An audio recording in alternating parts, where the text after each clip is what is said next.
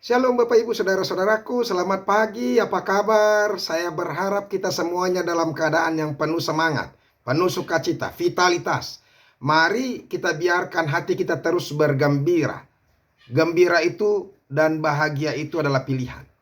Tentukan sikapmu untuk bersukacita, bergembira hari ini, maka seluruh kehidupanmu satu hari ini akan bersukacita di dalam Tuhan. Amin.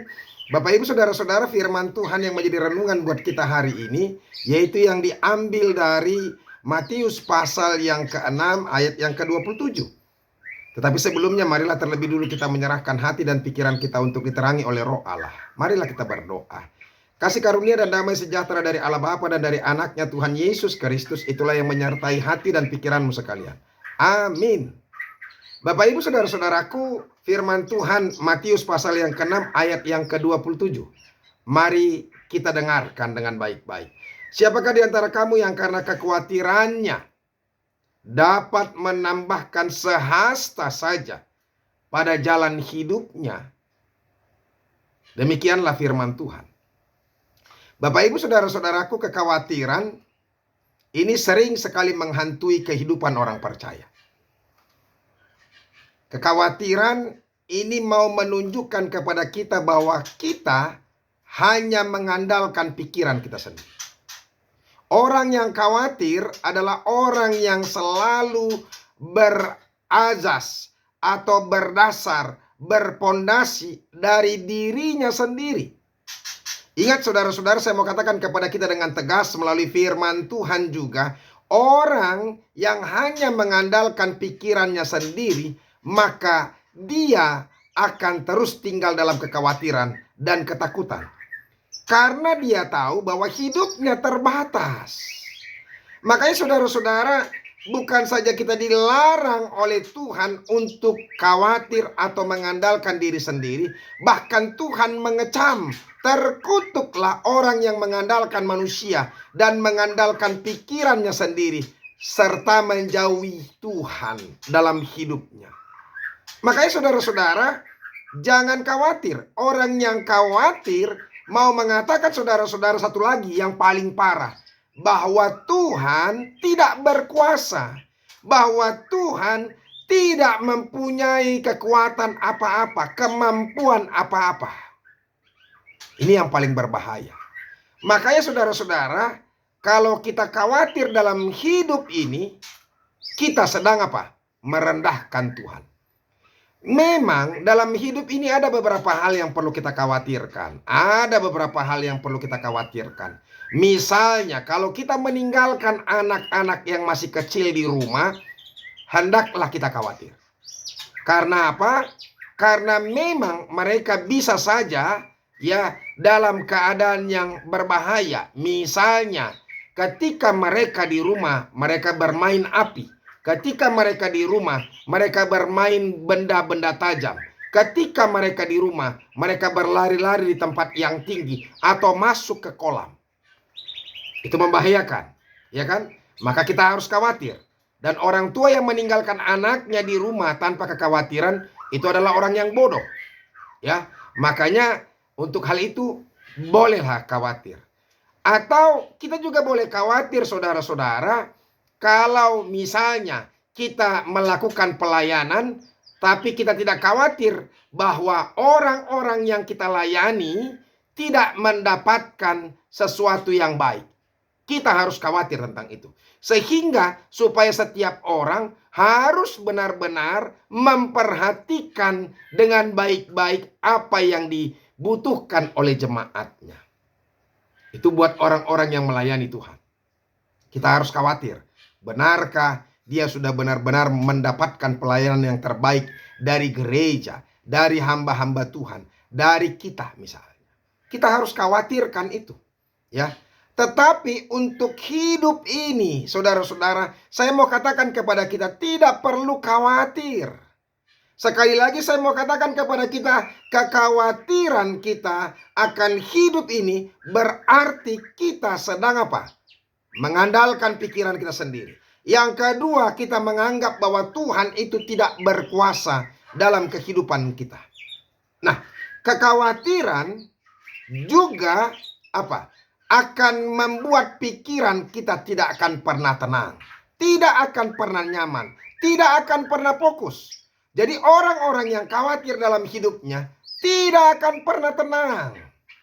Nah, demikian juga orang yang khawatir, saudara-saudara, juga akan mengambil keputusan atau mengambil tindakan atau melakukan sesuatu yang salah atau yang tidak benar. Makanya jangan tinggal dalam kekhawatiran. Oleh karena itu, mari kita tinggal dalam iman. Supaya apa? Supaya kita yakin dengan apa yang akan kita lakukan, apa yang akan kita dapatkan, apa yang kita kerjakan. Karena kita tahu bahwa apa? Tuhan akan menyertai, Tuhan akan memberkati. Aku boleh bekerja, mungkin tubuhku terbatas, tapi Tuhan yang maha kuasa itu tidak pernah terbatas. Dan dia bisa memberikan lebih daripada apa yang aku kerjakan, apa yang aku pikirkan, dan apa yang aku harapkan dalam kehidupan ini. Nah, oleh karena itu saudara-saudaraku, maka kita diajak untuk apa? Hidup dalam iman. Iman mulai yang menyelamatkan engkau. Ketika kita punya iman, maka hidup kita diselamatkan. Kalau kita punya iman, berarti kita yakin bahwa apapun yang akan terjadi dalam kehidupan kita, maka Tuhan selalu akan memberikan yang terbaik dalam kehidupan kita. Amin. Makanya orang-orang yang memiliki iman, dia tidak pernah khawatir apapun yang boleh terjadi. Virus corona boleh terjadi begitu panjang, ya, bahkan menakutkan. Tapi bila kita tidak khawatir dan kita percaya bahwa Tuhan adalah penguasa dalam kehidupan kita, maka kita akan dilepaskan dari virus corona itu sendiri. Apalagi yang mau kita takutkan? Sebab Tuhan akan memberikan yang terbaik kepada kita. Makanya firman Tuhan ini, saudara-saudara, dikatakan kepada kita, siapakah di antara kamu yang karena kekhawatirannya dapat menambahkan sehasta saja pada jalan hidupnya? Sejengkal saja. Kalau karena kekhawatiran kita dapat menambahkan panjang umur kita, maka kita boleh khawatir. Artinya apa, saudara-saudara? Artinya tak ada gunanya kita khawatir. Karena apa? Bahkan ketika kita khawatir, hidup kita juga akan semakin diperpendek. Hidup kita tertekan, hidup kita terbeban, dan kita stres. Ujungnya kita juga akan mati. Nah, oleh karena itu, firman Tuhan ini mau mengingatkan kita, sama seperti keterangan yang diberikan Tuhan Yesus. Tuhan Yesus selain soal yang munafik, soal kesatuan, dan juga pada saat ini kekhawatiran, dia sangat-sangat apa? Sangat-sangat peduli, dan dia sangat-sangat apa? Menerangkan tentang kekhawatiran ini supaya setiap orang yang percaya jangan sampai tinggal dalam hidup kekhawatiran. Oleh karena itu, kita mau diingatkan saudara-saudara, hendaklah dalam segala sesuatu, termasuk dalam doa kita. Itu yang makanya dikatakan saudara-saudara, hendaklah kita meminta dalam iman, dalam kepercayaan, bukan dalam kekhawatiran. Sebab orang-orang yang demikian janganlah berharap mendapatkan sesuatu dari Tuhan. Itu yang dikatakan saudara-saudara, Yakobus 1 ayat 6 sampai 7. Hendaklah ia memintanya dalam iman, dan sama sekali jangan bimbang, jangan khawatir, jangan ragu-ragu, jangan takut. Sebab orang yang bimbang sama dengan gelombang laut yang diombang-ambingkan kian kemari oleh angin. Ini lihat. Orang yang demikian janganlah mengira bahwa ia akan menerima sesuatu dari Tuhan. Nah, oleh karena itu saudara-saudara, dalam berdoa, mari kita percaya, yakin, dan jangan ragu-ragu sedikit pun. Maka kita akan mendapatkan apa? Apa yang kita harapkan, apa yang kita inginkan, apa yang kita imani dalam hidup kita.